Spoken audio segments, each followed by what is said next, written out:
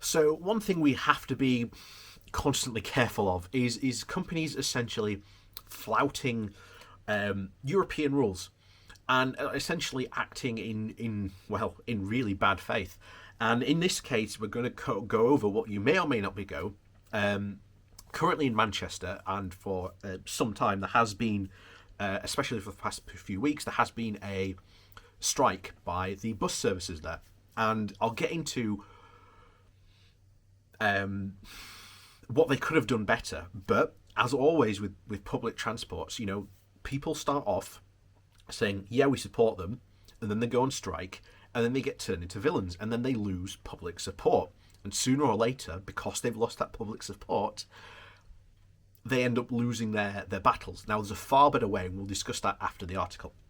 But we'll jump into the article here because it gives a very good description of just what's going on, and I think it's something that needs to be brought to more attention, because I think the practices that are going on here, these fire and rehire practices, are very, very wrong and should absolutely be put to a stop. But like I say, I don't trust the Tory government to actually go ahead and put a stop to these practices. So before we jump into that today, please do remember to hit that like and share button. And of course, down below, there's a link to my Patreon page and a one-off donation link called Buy Me Coffee, where you can, buy me coffee. And as always, thank you to all those people who do support me that way. So on with the article then. So, like I say, this comes from the Yorkshire Bylines. The title is More Strike Action as Fire and Rehire Policy Heralds a Race to the Bottom. Since the COVID-19 pandemic first hit Britain, workers in essential services, health, transport, logistics and retail have all been praised for the job they do. Late last April, the Duke of Edinburgh even thanked all key workers to ensure the infrastructure of our life continues. In December, Prince William even recognised that transport workers what they had achieved by writing, "Thank you to all the transport workers everywhere for keeping this country moving throughout this difficult year," on a train information board before a trip to Scotland. Today, bus drivers at Go North West in Manchester go on strike in protest at the fire and rehire policy that they have seen force them to accept new contracts with worse conditions. How did we get from transport workers being heroes to villains in just 10 short months? The dismiss and re-engagement, where an employer ends an existing contract by serving notice on it and then simultaneously offering a replacement contract terms, is intended to be the course of last resort. Normally, changes to conditions of employment would be agreed between union and employers through a negotiated settlement. As Lawrence Chappell-Gill explains, an employer won't get everything they want. A union might have to make certain concessions and give up certain things. That's why it's called negotiations. Both parties have to get something from the process. Chappell-Gill is a recognised coordinating officer for the Northwest regions of Unite, whose 500 members at Go Northwest are now on strike. He's been closely involved with what he describes as a significant and substantial period of talks since last August of last year, when the company proposed a new contract of employment and revision to scheduling agreements with sickness arrangements and more. When Unite agreed to talk about some of the issues and then signed up to discussions about other elements in the future, Go Northwest responded by activating Section 188, setting the dismissal and re-engagement process in motion. It gave 45 days of consultation to reach agreement on issues, after which drivers would get served their notice and be offered re-engagement from the next day or a new contract.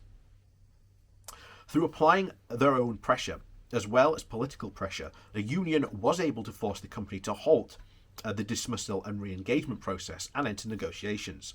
Chappell-Gill says, in the run-up to Xmas, we made some progress. We'd offered up proposals which amounted to 1 million on savings. They didn't tell us what they told us. They were looking for about 1.8 million from all the drivers, by the way.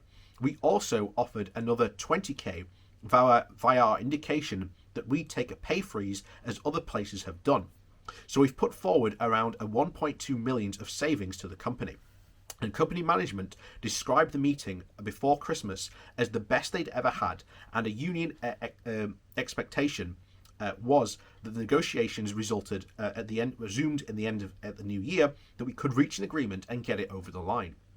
In January of this year, however, Go Northwest withdrew from the negotiations and went direct to employees on an individual basis, dropping all the concessions agreed over the preceding months. And Chapel Gill believes that with unemployment rising and the economic faltering, some companies have decided to take advantage.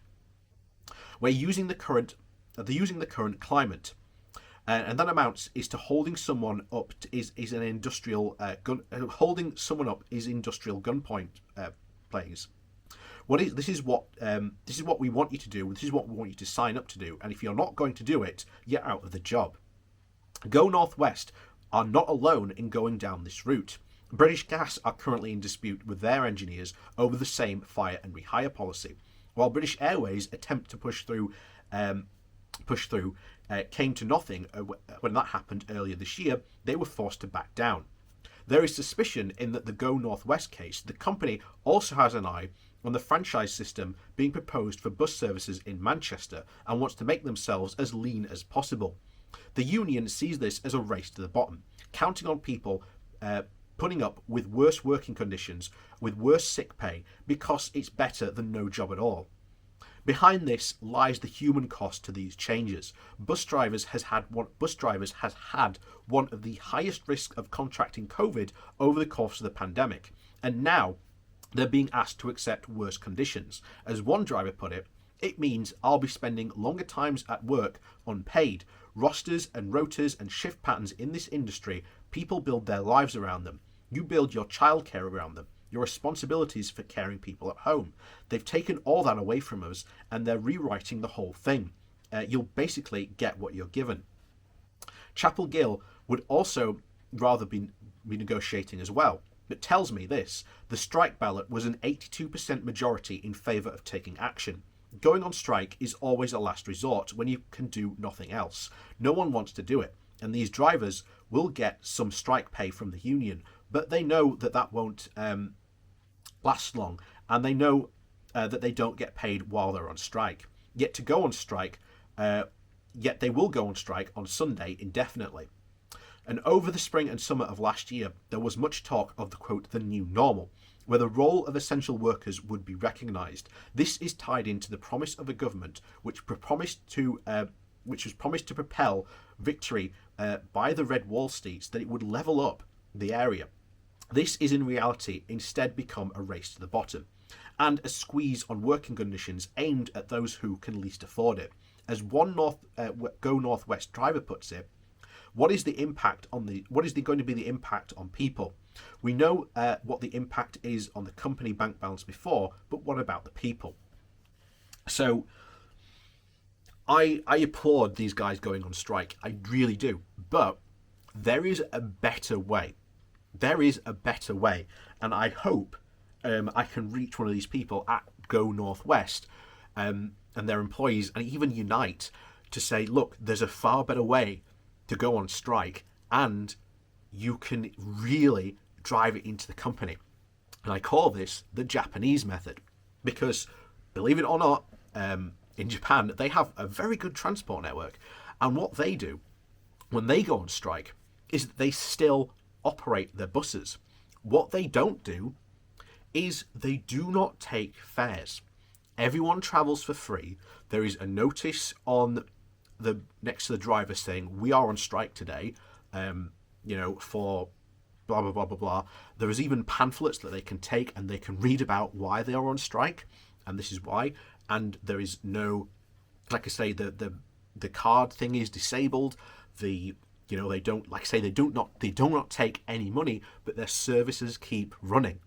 And I think for especially transport unions, this is something that really should be looked at as a way of running a strike, because as a lot of people, I'm sure, they rely on those bus networks to get to work.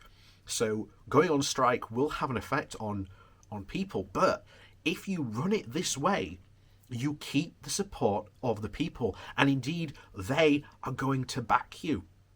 And I've said this before, that Transport for London and London Underground, The next time the drivers go on strike, they should do this. Just open up the barriers. You have complete control over the PA system. Just don't take any fares until, they go back, until the company says, okay, we'll go back to the negotiation table. And by the way, these strikes in Japan, they last about a day. And the company goes immediately back to the workers. It is incredibly effective in Japan, and I think this is something that we need to take on board as a practice to go forward, because I think this is a fantastic way for public transport to go on strike in the future. Let's keep the network running, but refuse to take fares or payment for that travel.